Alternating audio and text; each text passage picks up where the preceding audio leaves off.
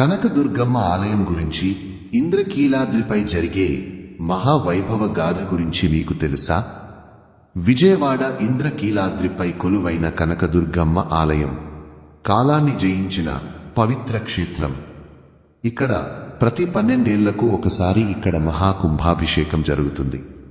పురాణ గాథ ప్రకారం ఈ ఆలయాన్ని అర్జునుడు నిర్మించాడని, ఇంద్రకీలుడి ఋషి కోరిక మేరకు అమ్మవారు ఇక్కడ మహిషాసుర మర్దినిగా కొలువై శక్తి స్వరూపిణిగా పూజలందుకుంటున్నారని స్థల పురాణం వివరిస్తుంది. ఆగమ శాస్త్ర విధానం ప్రకారం ప్రతి 12 ఏళ్లకు ఒకసారి ఆలయ గోపురాలు, విగ్రహాల పవిత్రతను పునరుద్ధరించేందుకు మహాకుంభాభిషేకం నిర్వహిస్తారు. ఇది కేవలం ఒక ఆచారం కాదు, ఆలయానికి నూతన ప్రాణ ప్రతిష్ఠ. పవిత్ర నదుల జలాలతో, ముఖ్యంగా కృష్ణానది తీర్థంతో కలశ స్థాపన, వేదఘోషల మధ్య యాగాలు, హోమాలు, అనంతరం గోపుర కలశాలపై పవిత్ర జలాలను ప్రోక్షణం చేస్తూ దేవాలయాన్ని ఆధ్యాత్మికంగా పునరుజ్జీవింపజేస్తారు.